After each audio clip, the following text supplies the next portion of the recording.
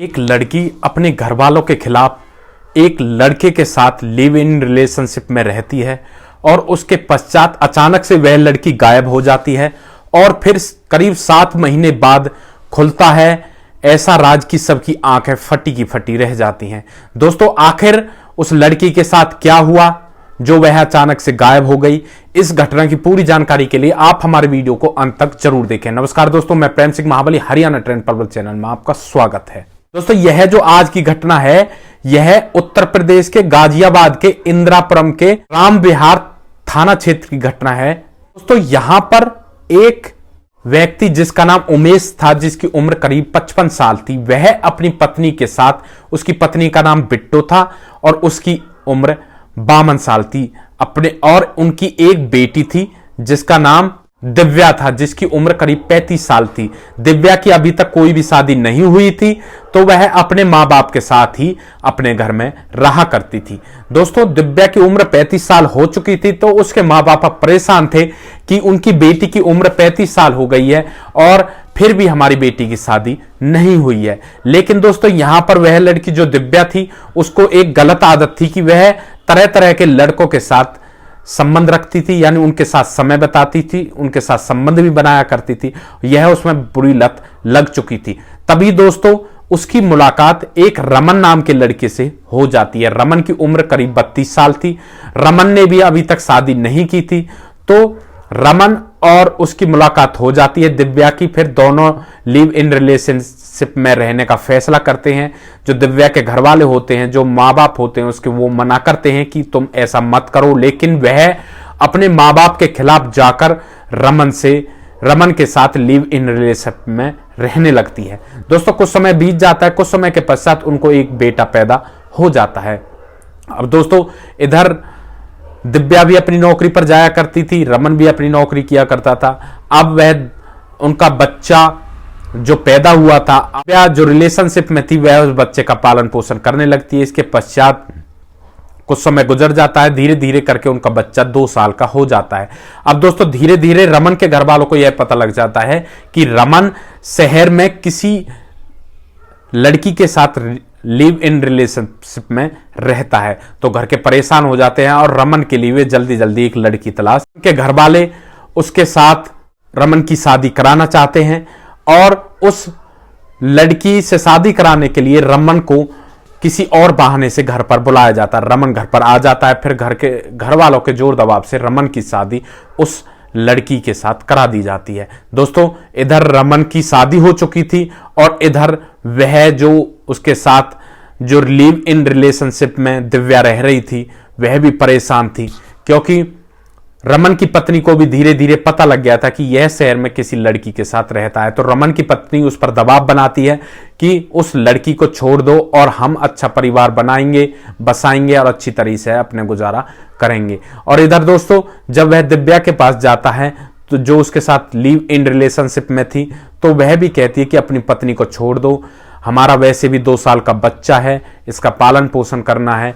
अब दोस्तों, यहां पर रमन फंस चुका था। अब वह करे तो क्या करे? दोस्तों, तभी क्या होता है कि एक दिन वह लड़की जो दिव्या थी, जो उसके साथ लिव इन रिलेशनशिप में रह रही थी, अचानक से गायब हो जाती है। इसके पश्चात रमन अपने 2 साल के बेटे को लेकर पुलिस थाने में पहुंचता है और पुलिस वालों के सामने बयान दर्ज करवाता है कि मेरी पत्नी मेरे बेटे को छोड़कर अचानक से गायब हो गई है।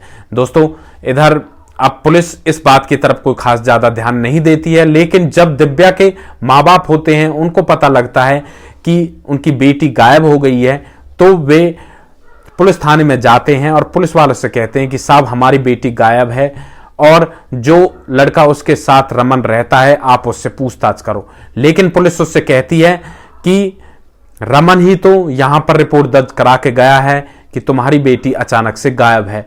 दोस्तों, लेकिन माँ बाप ज्यादा जिद करते हैं और पुलिस उनको समझाती है कि बहुत जल्दी वो मिल जाएगी। लेकिन दोस्तों, में यहां पर माँ बाप का मन नहीं लगता है, तो वो बार बार पुलिस के पास जाते हैं और पुलिस वालों को फोर्स करते हैं कि रमन से पूछताछ करो। अब दोस्तों, पुलिस वाले सोच लेते हैं कि क्यों ना रमन से भी पूछ लिया जाए। दोस्तों, इसके पश्चात रमन से पूछताछ की जाती है। रमन का बस यही बयान रहता है कि साहब, मैं ड्यूटी पर गया था और जब आकर देखा तो वह गायब थी और मेरा बेटा घर पर अकेला था। अब दोस्तों, पुलिस उनकी कॉल डिटेल खंगालती है तो पुलिस को 7 तारीख को उनकी लोकेशन दोनों की शिमला दिखाती है और रमन ने रिपोर्ट दर्ज 9 तारीख को करवाई थी। अब दोस्तों पुलिस का माथा ठनक जाता है, पुलिस को शक हो जाता है कि ये दोनों शिमला घूमने के लिए गए थे।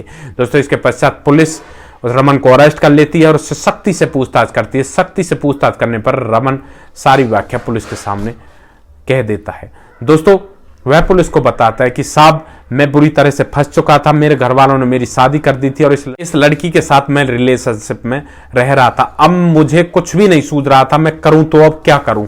तो इसके चलते मैं सोचता हूं कि मैं अगर अपनी पत्नी को रास्ते से हटाऊं तो मेरे घर वाले मुझे बुरी तरह से परेशान कर देंगे, उनके सवालों का जवाब देना मुझे भारी हो जाएगा।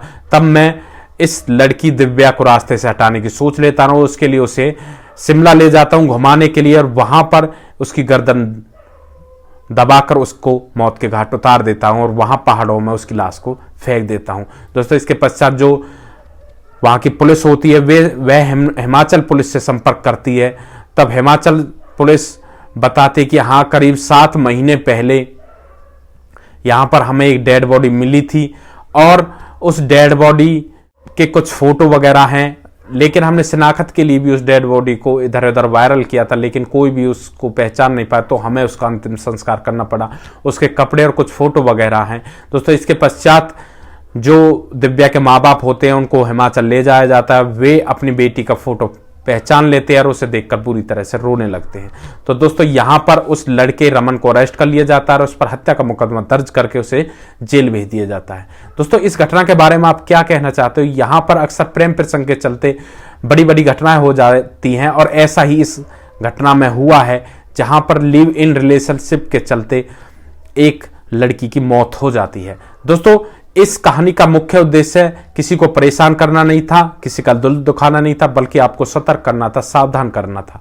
दोस्तों अगर आप लोगों को हमारे वीडियोस अच्छे लग रहे हैं तो हमारे वीडियोस को ज्यादा से ज्यादा शेयर करें और जो हमारे चैनल है हरियाणा ट्रेंड पलवल उसको सब्सक्राइब करें ताकि हमें भी आगे बढ़ने का मौका मिल सके और आप लोगों का आशीर्वाद हमारे साथ बना रहे। दोस्तों नेक्स्ट वीडियो में एक ऐसी सच्ची घटना के साथ आपके सामने फिर से हाजिर होंगे। तब तक के लिए आप सुरक्षित रहें, सावधान रहें, रिश्तों की अहमियत को समझे, परिवार का ध्यान रखें, बच्चों का ध्यान रखें। जय हिंद, वंदे मातरम।